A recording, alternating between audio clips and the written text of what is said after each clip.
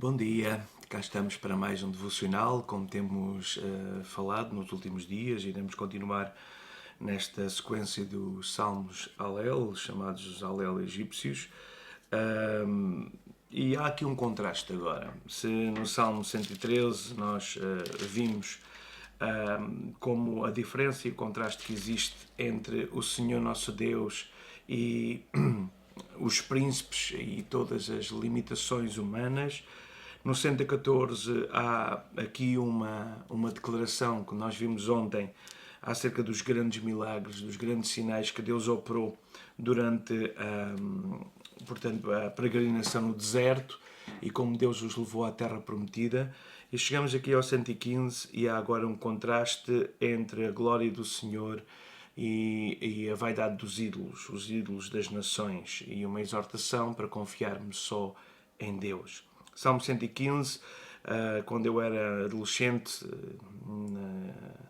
e tinha todo aquele desejo, não é, de falar a verdade da palavra de Deus, e às vezes devia ser difícil estar perto de mim quando eu tinha confiança. Eu era muito incisivo nas minhas posições como protestante, não é? E tinha, vamos dizer, um orgulho em ser evangélico ou protestante, ser alguém que conhecia a palavra. E o Salmo 115 eu costumava lhe chamar o Salmo da emergência, porque na altura o número de emergência era o 115, entretanto passou para o 112, mas na altura era o 115. Costumava chamar então o Salmo da emergência quando temos que falar com um idólatra, alguém tradicional da religião e que não conhece Deus, e mostrar-lhes que os ídolos não são nada perante o Deus Todo-Poderoso. Então vamos lê-lo. Diz assim: Não a nós, Senhor, não a nós, mas ao teu nome dá glória, por amor da tua benignidade e da tua verdade. Porque dirão as nações: onde está o seu Deus? Mas o nosso Deus está nos céus e faz tudo o que lhe apraz. Os ídolos deles são prata e ouro, obra das mãos dos homens. Têm a boca, mas não falam. Têm olhos, mas não veem. Têm ouvidos, mas não ouvem. Nariz têm, mas não cheiram. Têm mãos, mas não apalpam. Têm pés, mas não andam. Nem som algum sai da sua garganta. Tornem-se semelhantes a eles os que os fazem e todos os que neles confiam. Confia, ó Israel, no Senhor. Ele é o teu auxílio, Ele é o teu escudo. Casa de Arão, confia no Senhor. Ele é o teu auxílio e teu escudo. Vós, os que temeis ao Senhor, confiai no Senhor. Ele é o vosso auxílio e o vosso escudo. O Senhor, que se lembrou de nós, abençoará. Abençoará a casa de Israel. Abençoará a casa de Arão. Abençoará os que temem ao Senhor, tanto pequenos como grandes. O Senhor vos aumentará cada vez mais a vós e a vossos filhos. Sede benditos do Senhor, que fez os céus e a terra.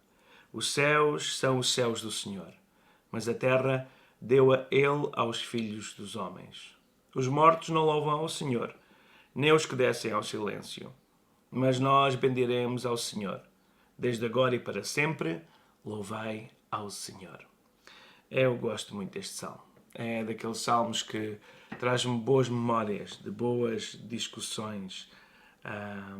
Estava a iniciar também a minha juventude, provavelmente 18 anos, 19 no máximo, não tenho bem certeza da idade, e uma rádio local onde eu trabalhava convidou alguém para representar a Igreja Evangélica num debate com um sacerdote católico.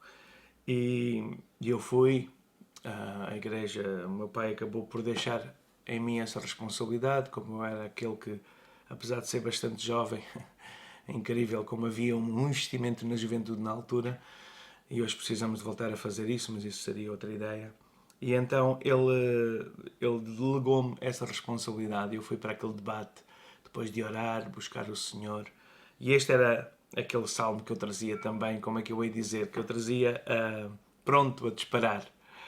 E quando eu comecei aquela conversa, e claro, começam aquelas perguntas tradicionais: qual é a diferença entre as vossas religiões? E eu quis ler este salmo, não é? A certa altura. E depois o sacerdote, que se tornou depois um amigo, fechou uma Bíblia e diz assim: eu sei, Josué, eu conheço muito bem o que está aí escrito. E é muito interessante, nunca mais esqueci. Não vamos falar agora nisso neste comentário, mas nunca mais esqueci. Não a nós, Senhor, não a nós, mas ao teu nome dá glória. Por amor da tua benignidade, por amor da tua verdade. Porque dirão as nações, onde está o seu Deus? E isto é uma oração que eu faço regularmente. Não a nós, Senhor, mas ao teu nome dá glória. Não por nossa causa, Senhor. Recordo mais vezes quando nós esperamos um milagre do Senhor, por alguma razão precisamos desse milagre. Por alguma razão os nossos amigos, familiares e pessoas à nossa volta questionam, mas afinal onde está o teu Deus? E a nossa reação deve ser com esta oração. Não a nós, Senhor. Não é por causa nossa, não é por causa do nosso nome ser conhecido, não é por causa da nossa religião ser melhor do que as outras, não. É por causa do teu nome, Senhor. Ao teu nome dá glória. Faz um milagre. Traz glória ao teu nome. Traz glória ao teu nome. E esta deve ser uma oração de intercessão. Eu uso muito este versículo para oração. E queria partilhar isso convosco logo no início deste Salmo 115. Não a nós, Senhor, mas ao teu nome dá glória. Porque as nações dizem, afinal, onde está o teu Deus? Claro que pode ser lido nessa perspectiva, como pode ser lido na próxima perspectiva. E o salmista vem responder onde está o nosso Deus. E vem fazer um contraste entre os deuses deles, que eles sabem onde estão, e têm que ter cuidado para não caírem ao chão, para não se partirem. Têm que ter cuidado para fazer alguma coisa, para os carregar, para os limpar. Têm que os construir. E essa é a diferença entre os deuses das nações e o nosso Deus, que é invisível, mas real. E ele diz então, o nosso Deus está no céu. O nosso Deus faz tudo o que lhe apraz. Ou seja, ele faz o que tem vontade. O nosso Deus tem vontade própria. E mais do que vontade própria, ele tem todo o poder. Ele faz aquilo que quer fazer. Ele usa quem quer, como quer, onde quer. Ele faz o que quer, porque ele é Deus. E essa é a diferença dos ídolos, que podem ser chamados de deuses. E aqui, nestes salmos, os israelitas lembravam-se provavelmente de todos aqueles ídolos que havia no Egito. Ídolos que tinham que ser sacrificados, com sacrifícios, alguns deles até terríveis, ídolos das nações, que alguns deles com sacrifícios humanos. Mas o nosso Deus não é isso, ele faz tudo o que lhe apraz. Os ídolos deles podem ser muito preciosos aos olhos. Verso 4, podem ser de prata ou de ouro, mas são obras das mãos dos homens. São as mãos dos homens que os fazem. E depois vem aqui este poema maravilhoso, eles têm a boca, mas não falam, olhos, mas não veem, ouvidos, mas não ouvem, nariz têm, mas não cheiram, mãos, mas não apalpam, pés, mas não andam, nem som algum sai da sua garganta. E eu lembro-me vamos chamar-lhe cantiga de escárnio, faz parte da literatura portuguesa, mas se nós fôssemos a Isaías 44, há aqui um escárnio à idolatria. E Isaías diz assim, o ferreiro faz o machado, 44:12, trabalha nas brasas, forma os martelos, lavra com a força do seu braço, ele tem fome, a sua força falha, ele, se não bebe água, desfalece. O carpinteiro estende a régua, emprega a argamassa, aplaina com o cepilho, marca com o compasso e faz o Deus à semelhança de um homem, segundo a forma de um homem para ficar em casa. Tomou para si cedros, ou um cipreste, ou um carvalho, esforça-se contra as aves do bosque, planta um almeiro, a chuva faz crescer. Então servirão ao homem para queimar, e com isso se aquenta. Com isso coze o pão, e também faz um Deus, e prostra-se diante dele, fabrica uma imagem de escultura, e ajoelha-se diante dela. Metade queima, e com a outra metade come carne, assa, farta-se, aquenta-se, e diz, ora já me aquentei, já vi o fogo, e do resto faz o Deus. Uma imagem de escultura. Ajoelha-se diante dela, se inclina, dirige-lhe a oração e diz, livra-me, porquanto tu és o meu Deus. E estes versículos é uma figura de estilo, de escárnio, no sentido de ser mesmo sarcástico ao máximo, não é? Quer dizer, eles vão ao bosque, pegam numa árvore, cortam a árvore, fazem fogo. Do fogo têm que fazer até mesmo um machado. Do machado põem um bocado de pau, para poder usar o machado desse bocado de pau, com esse machado, com esse ferro, vão e cortam outra árvore. Dessa árvore, parte serve para fazer aquecimento à casa, para se cantar. Então, faz uma fogueira, faz uma lareira, ali está aquecido com parte daquela lenha. Com a outra parte, ele põe no forno, faz pão para se comer, então tem aquecimento também para o forno, para cozinhar. E com a outra parte que sobra, diz assim, bom, e começa a esculpir e faz um Deus e a seguir adora o Deus. Então, para nós que somos protestantes quanto à idolatria, o Salmo 115 é realmente incrível, não é? E então ele vem dizer, tornem-se, verso 8, tornem-se semelhante a eles os que os fazem e todos os que neles confiam. E o que é que isso significa? Significa que o nosso Deus espiritual, que é omnisciente, omnipresente, omnipotente, os ídolos, sejam eles de madeira, neste caso aqui estamos a falar de ídolos metálicos, porque fala dos de prata e de ouro, estão limitados àquele espaço. Um objeto que foi esculpido, e é mesmo um absurdo aos olhos de Deus e àqueles que amam e que conhecem o verdadeiro Deus. Mas quando o verso 8 diz tornem-se semelhantes a eles os que fazem e os que neles confiam, este versículo para mim é muito perigoso. Não é que seja perigoso o versículo, é a verdade que está ali.